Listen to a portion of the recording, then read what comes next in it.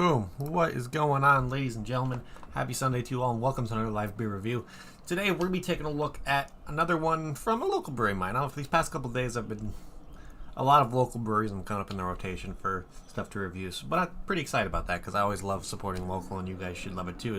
When it comes to showing support to breweries and all that stuff, first of all, you should always support local. It's just kind of the best thing to do for local businesses and all that kind of stuff. But today we got one here called the Half Nelson. It's a double dry hopped American wheat ale, and I think this is a fantastic idea when it comes to what people that brew beer are doing when it comes to hopping beers and all that kind of stuff. Because a lot of times when you're making an IPA and all that, and people say they don't like IPAs because they don't like the bitterness. Well, when the bitterness is kind of trying to be added to the beer, you're most likely adding the hops during the boil, because that's what the main focus is when you're adding the hops into a beer during the boil. It's just to get the bitterness in there, get the aromas going. But when you dry hop a beer, that's when you're trying to get all the other flavors that the hops brings off without adding bitterness. So I think taking your normal American wheat ale, then adding hops to it to kind of get those flavors that the hops brings off. Like with this one, this is Nelson Sauvin, so a little bit of grassiness, a little bit of light grape-like flavors, maybe like champagne-y kind of grape flavors. I think that's a fantastic idea because you can still keep that integrity of a wheat ale when it comes to heavy wheat, and like some of the straw flavors a little bit, but then bringing in some more different flavors to kind of enhance it a little bit and make it a little bit more of an enjoyable experience, because a lot of times wheat ales are definitely a lot lighter, and I don't want to say boring, but there's definitely not as much going on when it comes to complexity than some other beers. So double dry hopping this wheat ale, I think, was a fantastic idea done from Buffalo Creek. And Buffalo Creek is up in Long Grove, Illinois. And I mostly got my hands on this one because I'm a wrestling fan. You guys all know by now that I'm a big fan of wrestling, and it's a Half Nelson. It's a wrestling maneuver, and it has like a wrestling kind of theme can art, which I really, really enjoy. So yeah, this guy comes out to a 5.2% ABV, 16 IBUs, so of course maybe a little bit of bitterness, but of course a lot of beers, there's still hop additions, but when it comes to having a lot of bitterness, I'm not expecting a crazy amount of bitterness from this guy. So I'm excited to try this one out. So let's crack this thing open and see what we get on the nose. Let's see here. Yeah, getting loads of wheat, of course, is going to be a predominant on the nose. Getting a little bit of hoppiness is definitely coming through. It's almost kind of reminding me of like an IPL almost when it comes to on the nose. Definitely getting a little bit of maltiness. But yeah, those brighter, almost effervescent kind of notes are definitely coming through on the nose. Really, really nice.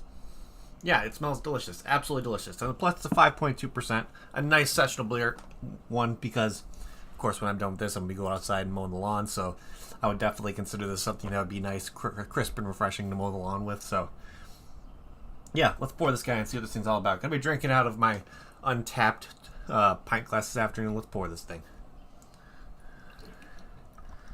Not expecting a lot of haziness. It's definitely going to be pretty clear, in my opinion. And that's exactly what we're looking at here. Nice kind of almost brighter yellow, a little bit more of a kind of a clarity to it, but overall, yeah, it looks like an absolutely delicious beer. A little bit of head, but not too much. Yeah, it smells absolutely delicious. So, with the kind of condensation on the can, my hands are getting a little wet, so I need to make sure I don't drop this glass. So, yeah, let's give this thing a shot and see what it's all about. So, cheers, everybody. Happy Sunday.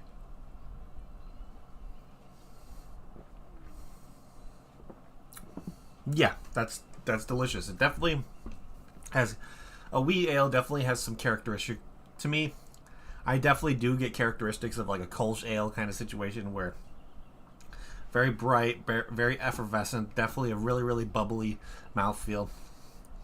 Not really get much of the bitterness from the hops. Of course, they still probably did add a little bit of hops during the boil process. Of course, just getting a little bit of bitterness. Like it said, there's only 16 IBUs, so there's probably not a lot of hops in this one on the boil whatsoever. But getting those brighter flavors, a little bit of flavors of grape coming through from the double dry hopping process, I think is coming through really, really nice. So I think they did a really good job on using the Nelson Sauvin, of course, kind of living to the theme of it being a full Nelson kind of situation with being wrestling related. And of course, Nelson Sauvin is going to be the closest one you can add to kind of stick to that theme of wrestling. So I think they did a really, really good job with this one. It's light, it's crisp, it's refreshing. Not really like I said, it's not really complex, but overall I think it's just overall the brightness of the flavors, the bubbly mouthfeel, the overall, it just makes a really, really nice, solid, sessionable beer. And I think that's exactly what they were looking to do with this one, and they did a fantastic job. So, if you can't get your hands on this one from Buffalo Creek Brewing, Untapped is a really cool thing to where they show similar beers to whatever you're kind of looking up and see what, and they can show some stuff that might be similar. So let's look here and see what they have available. Let's see. So of course, Buffalo Creek has a new beer available right now it's promoted on their website. It's called the Red-Headed Stepchild, which I believe that's just what is this thing again? So that's just a blonde ale, but this is showing up on the similar beers list. Not going to really list that one as something I would pick just because, of course, if you can't get your hands on this one from Buffalo Creek, you most likely won't be able to get your hands on the Red-Headed Stepchild. But let's look and see. We got the Resseldorf Kolsch from, I'm not even going to try to say that sounds German, which I think I've had this one before. I don't remember. It looks kind of familiar. I'm not sure. But it's a nice kind of Kolsch ale. We got one here called the Karen Kolsch from Brewfinity Brewing Co., which, that's a 4.6 lemon basil Kolsch. That sounds actually pretty damn delicious. But yeah, this is in Oconomowoc, Wisconsin. And the last one we got here is from 21st Amendment Brewery, called the Hell and High Watermelon. You guys have heard of the Hell and High Watermelon before. It's definitely a really, really popular one. Of course, there's definitely going to be similar flavors to this one. Of course, then the Hell and High Watermelon is going to have more of the watermelon flavors, but I think if this one still keeps the integrity of what you would expect from the Hell and High Watermelon, of course, it gets the dryness from a little bit of the mouthfeel and just the bubbly effervescence. Of course, the hops kind of helps play in to make a little bit more of a drier kind of mouthfeel as well. But also, the difference is you're going to get more watermelon on that one, and then with this one, a little bit more grapier flavors are going to come through. But overall, I think this 21st Amendment one's going to be the most similar. Of course, you're not going to get the watermelon, but I think when it comes to the fruit, the bright fruit flavors that you would get with this one, I think it's going to be pretty similar to the Hell and High Watermelon. So I'm going to pick that one to be the most similar because they're both American wheat ales. I'm not sure if this one was double dry hopped or anything, but yeah, they brew it with real watermelon, so it's a crisp, refreshing, and almost leads up to almost everything that is pretty similar to this one. So overall, yeah, this Hell and High Watermelon is going to be the one that I would choose to be the most similar. But like I said before, you're definitely going to get a little bit different of flavors when it comes to watermelon, a little bit of grape from this one from Buffalo Creek. But overall, I think you might have still a pretty similar experience with this one. So with that being said, let's look here on Untapped and let's see what the description of this one. Of course, the description on Untapped isn't the greatest. It says double dry hopped American wheat with Nelson Sauvin. And of course, on the can here, if you look right there, it kind of gives a little bit of a better description, which I'll read off right now. It's a double dry hopped with Nelson Sauvin hops to import refreshing grape flavors, American wheat ale with the aromatics of an IPA, leaving the bitterness behind. Which, like I stated in the beginning, doing that kind of thing when it comes to these kind of style ales is a really nice thing. Just because it adds a little bit more complexity and flavor. You're not adding bitterness to where it could be unenjoyable. You're still getting those flavors from the hops. So I think it's a really cool thing to kind of double dry hop different styles of beer just to kind of see what other flavors they can bring off, plus a little bit of the different aromas. But if you're looking to possibly get your hands on this one from Buffalo Creek, verified location is showing. We got these are all showing as Illinois venues and locations. So we got Beer on the Wall in Arlington Heights, Illinois. We got Emerson's Ale House in Mount Prospect, and then we got Buffalo Creek Brewing is showing up in Long Grove, which is a verified location to pick the stuff up at. But yeah, so let's see. Of course, like I stated, it's a 5.2%. This is definitely something in my mind I would consider sessionable. You can have a couple of these and still be perfectly fine. And plus, it's a nice, refreshing kind of beer for a nice warm day. 16 IBUs. Like I said, very low bitterness when it comes to this one. Not really crazy amount of bitter flavors coming through. And with over 176 ratings, this one has an average rating of 3.53 out of 5, which isn't bad. Definitely, like I've always mentioned before, that some of those like more average kind of style of beers, like kind of the more Americanized and more mainstream kind of styles. Don't really see a lot of like crazy attention when it comes to high ratings on Untappd. Of course, you see more of the rarer stuff for like some of the IPAs and stuff where you're seeing more of a higher rating. But I don't think I've ever seen a wheat ale get like an average 4 kind of situation. Like let's look at this Hell and High Watermelon. This one has an average rating of 3.51. So you don't really see any high averages when it comes to this kind of style of beer. But overall, I think it's a pretty solid one. So yeah, 3.53 for an average is pretty good. So let's look here in my friends list and see if we had anybody check this one in. Of course, we only have one person who did, which is my father, which he's the one that stopped there and picked this one up. He checked this one in and gave it a, let's see, he gave it a 3.5, which, yeah, seems about reasonable. Probably around the similar kind of area I'm going to give it. But let's look here at the global ratings and see what other people had to say. So let's look.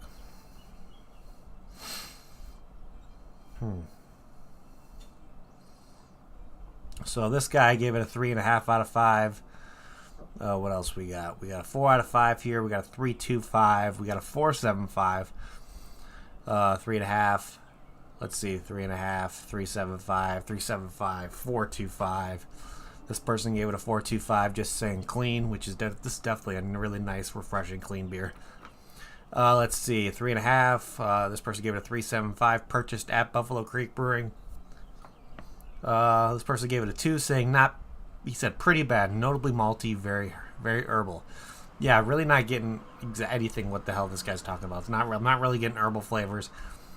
It's not too malty at all, so I have no idea what the hell this guy's talking about. Let's see, a 3.75. We got another 3.5, and finally we're gonna look at one more here. It looks like he got this in a flight, and he purchased at Buffalo Creek Brewing, and he gave it a 4.25 out of 5. So overall, the ratings on this one I would say are pretty damn good, pretty decent. I would say some decent amount of like 4.25s and 4s showing up on the page, but still there's a really good amount of 3.25s and 3.5s that are kind of given it around that 3.5 average rating. But overall, I think this beer is still pretty damn delicious. I'm a fan. It's light, it's crisp, it's refreshing. They get loads of the flavors from the dry hopping process. Not too bitter. Very nice and effervescent and really refreshing. So overall, I think Buffalo Creek did a pretty damn good job on this one. I'm going to be completely honest with this. But let's see, other than that, let's start trying to figure out what we're going to be doing for ratings over here on our end with this guy. Pour the rest of it in.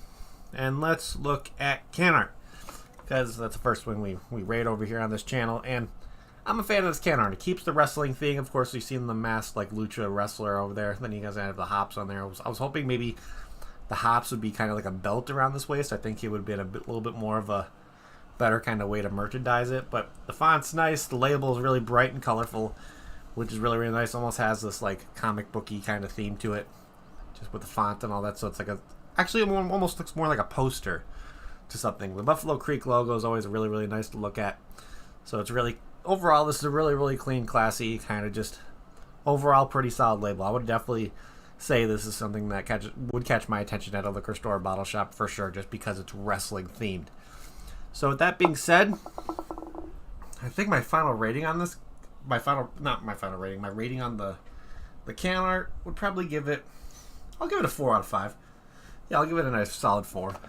Overall, like I said, I would like to see a little bit more detail in it. Of course, I would have maybe having the hops be a belt around his waist. I think would have been a cool kind of situation to market it more as like a wrestling themed kind of beer.